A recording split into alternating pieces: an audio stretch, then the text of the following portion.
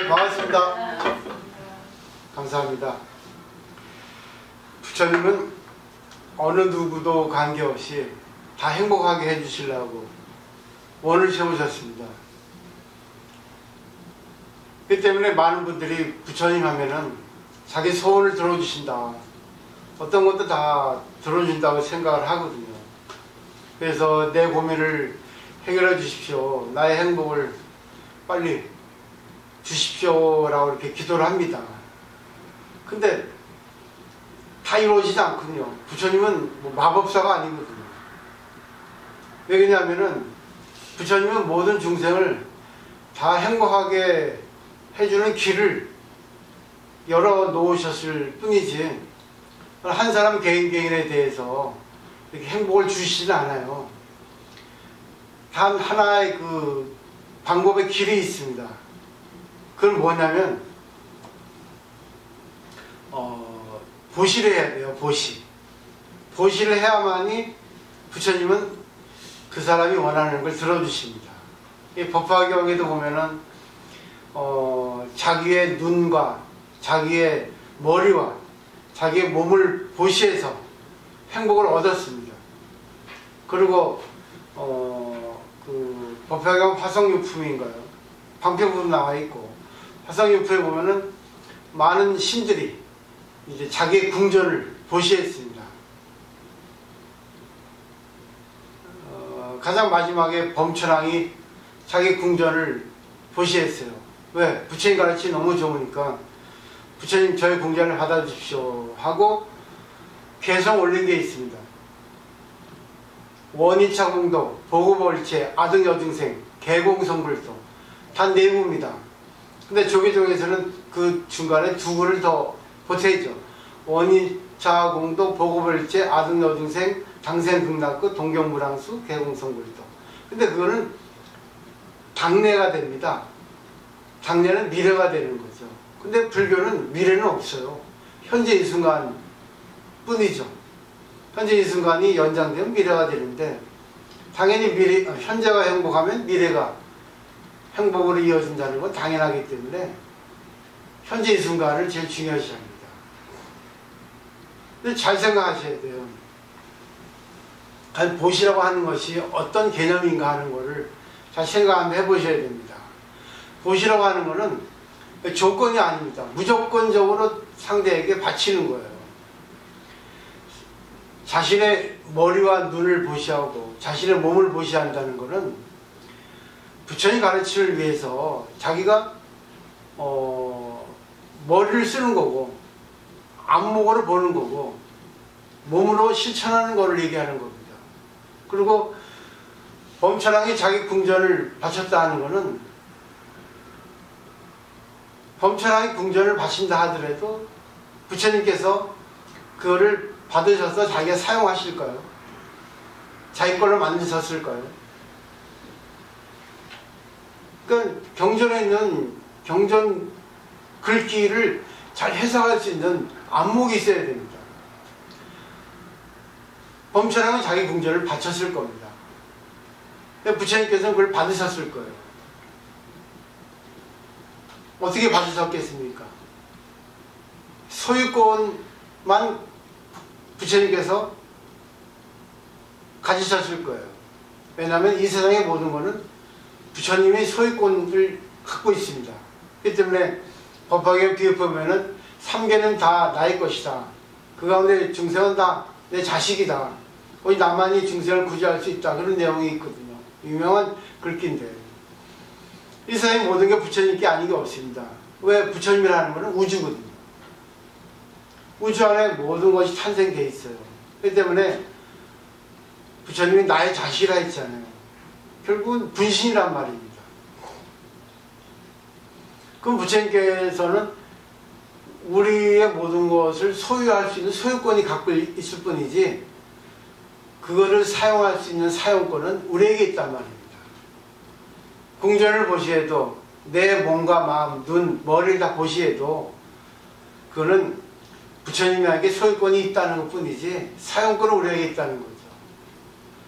이런 사상이 갖춰져 있어야만이 우리가 행복해질 수 있는 권리를 가질 수 있다는 겁니다. 근데 우리들은 어떻습니까? 알량 조금 몇만 원 보시하고 그 몇천 배의 대가를 요구하고 욕망이 넘쳐도 너무 넘치는 거예요.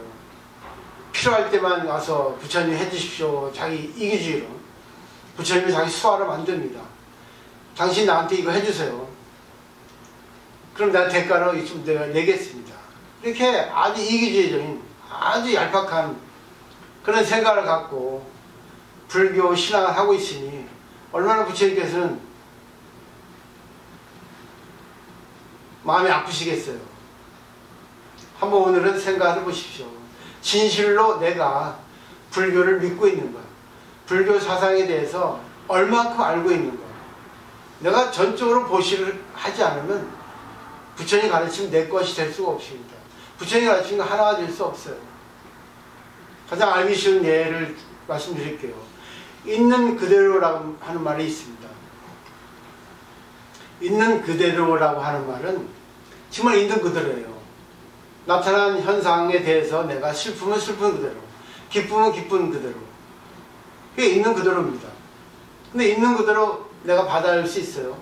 부처님이 있는 그대로 모든 사람이 다 주거든요. 근데 자기 형편에 맞게 이거는 좋다, 이건 나쁘다, 이거 괴롭다, 이거 슬프다, 이렇게 받아들여요. 그때 있는 그대로입니다. 근데 이걸 받아들여야 되는데 자기 식으로 생각하고 못 받아들인다는 거죠. 좋은 것만 받아들이려고 안 좋은 거는 못 받아들여요. 좋은 것이든 나쁜 것이든 다 받아들여야 되거든요. 아니 이 세상의 학문에서 그래요. 뭐 인간만사 세옹지마 한비자에 있는 내용도 있지만은 선과 악이 같이 공존합니다. 좋은 게 있고 나쁜 게 같이 있어요. 좋은 거 밖에 나쁜 게 밖에 있는 게 아니고 나쁜 거 밖에 좋은 게 있는 게 아니라 좋은 것 안에 나쁜 것이 있고 나쁜 것 안에 좋은 거 있습니다. 열반경에도 있잖아요. 길상천하고 흑암령, 언니와 동생이 나쁘고 좋은 게 같이 있습니다. 따라다녀요. 낮과 밤처럼. 근데 사람들은 좋은 것만 원합니다.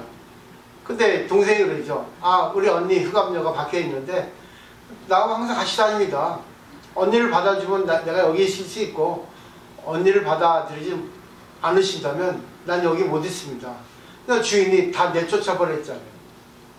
그러니까 어느 하나의 현상 속에 좋은 게 있으면 나쁜 게 있고 나쁜 게 있으면 좋은 게 있다. 이게 공이에요. 이게 있는 그대로란 말입니다.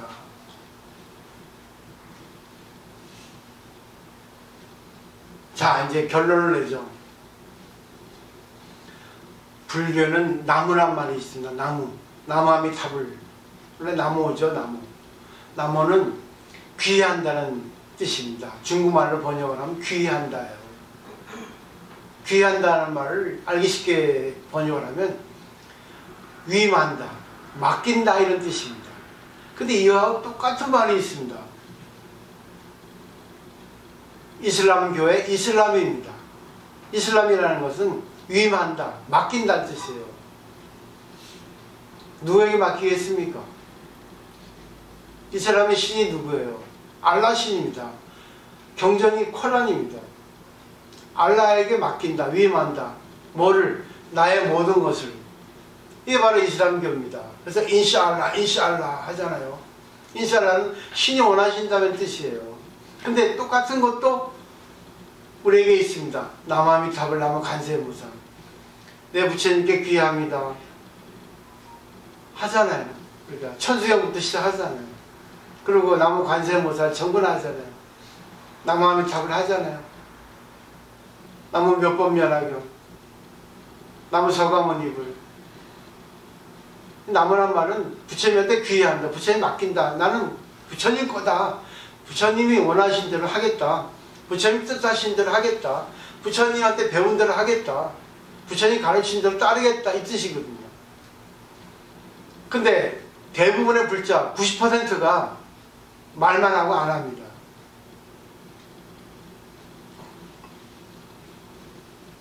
말만 해요. 입만이 입만. 많이 압니다. 이것도 알고 저것도 알아. 근데 그건 남의 거예요.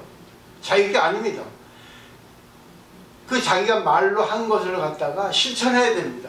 아니 마음으로 받아들여야 돼요. 그래서 머리도 보시하고 눈도 보시하고 마음도 보시하고 육체도 보시하는 거예요. 그리고 하다못해 자기 긍정까지 보시하는 거예요. 없어지는 게 아닙니다. 자기가 다 사용을 해요. 사용권은 자기에게 있습니다. 어차피 죽을 때는 돌리잖아요. 자연으로 돌리지 않습니까? 부처님께 돌려드리지 않습니까? 그러면 우리가 어떻게 해야 돼요? 나타나는 현상, 어떤 일에 있어서 받아들여야 됩니다. 아, 부처님 뜻입니까? 인연이라고 하는 것은 부처님이에요. 그러니까 내가 일어나가지고 잘 때까지 모든 인연에 있어서 받아들이는 겁니다. 어떻게 받아들이냐 하는 것은 자기가 알아서 해야죠. 유대교의 랍비가 제자들에게 이렇게 질문을 했습니다. 그건 안식일 있죠? 안식일은 토요일이에요. 근데 토요일은 돈에 대해서 취급하면 안 되거든요. 랍비가 그럽니다. 길에 지갑이 떨어져 있다. 그대는 어떻게 하겠는가? 그러니까 교과서대로 하면은 주우면 안 되죠. 안식일은 돈을 취급하면 안 되거든요. 저는 안 줬습니다 하니까 랍비가 뭐라는지 알아요? 랍비는 그 스승이에요. 교사입니다. 선생이에요. 그러니까 그대는 바보다 그랬습니다. 그 옆에 또 제자들이 아니 뭐야 안식일에는 돈을 취급하면 안 되는데 바보다 했어. 그 스승이 원하는 답이 뭔가 하고 이제 머리를 이렇게 굴리겠죠. 그 다음 제자에게 물었습니다. 그대는 그럼 어떻게 할 것인가 하니까 전 죽습니다 했습니다. 너는 죄인이다. 왜? 안식일에는 돈을 취급하면 안 되니까. 이래도 저렇고 저래도 저렇고 야 이거 어떻게 할까 그랬습니다. 마지막 제자에게 그대는 어떻게 하겠는가 물어봤습니다. 제모사 어떻게 할 거예요?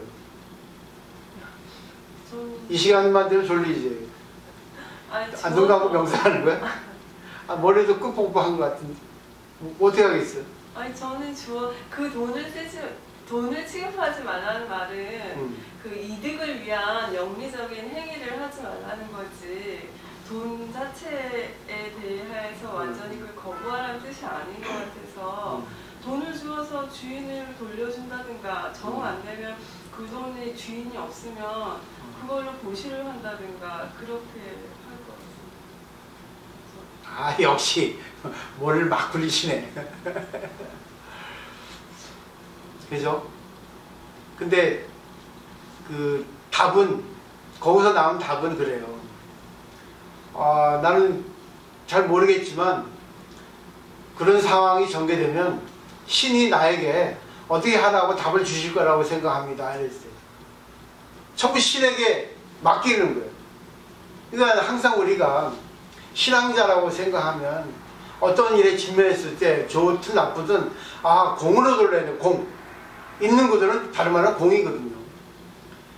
있는 그대로 볼 때 내가 보면 나쁘다 생각합니다. 근데 이 나쁜 것도 신의 입장에서는 필요하니까 주신 거란 말이죠. 그러면 좋게 받아들여야 될 거 아니겠습니까? 나쁜 것 속에 좋은 게 있잖아. 그러면 이게 공이잖아. 나쁘지도 않고 좋지도 않고. 아니 좋은 것도 있고 나쁜 것도 있고. 두 개 있는데 선택지가 있잖아요. 그러면 선택지 이전에 뭐야? 공이라는 거예요. 이래 갈까 저래 갈까. 그게 바로 신에게 돌린다는 거 아닌가 생각해봐요. 매사에 어떤 일이 있을 때 한번 멈추고 내 생각을 얘기해도 되지만 내 생각을 얘기하고 상대방 반응이 좀 달라지면 한번 공으로 돌리는 이런 습관이 필요합니다. 왜? 내가 절대적으로 맞지도 않고 상대가 절대적으로 틀리지도 않거든요. 내가 맞을 수 있고 상대가 틀릴 수 있고 내가 틀릴 수 있고 상대방이 맞을 수도 있고 이게 공이라는 거죠.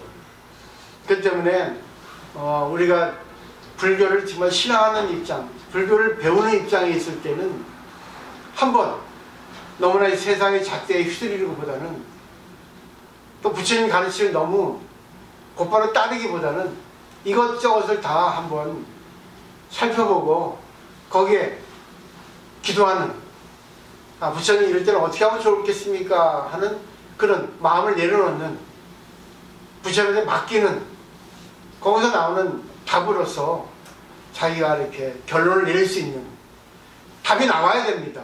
그러니까 이거는 하루아침에 되는 게 아니에요.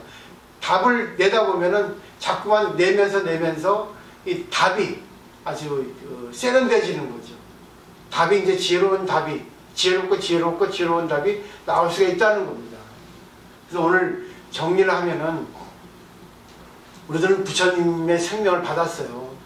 그럼 부처님의 생명을 받았으니까 조금이라도 부처님의 생명에 맞는 자기가 될 수 있는 그런 것을 쓰기 위해서는 한 번쯤 내 생각을 내려놓을 수 있는, 내 생각을 쓰더라도 한번 내려놓고 부처님 잣대를 한번 위에 올려가지고 거기서 믹스해가지고 그 중도로 중화시키는 그런 하여튼 자기 마음의 단련, 정신의 단련을 갖다가 했으면 하는 바람이에요.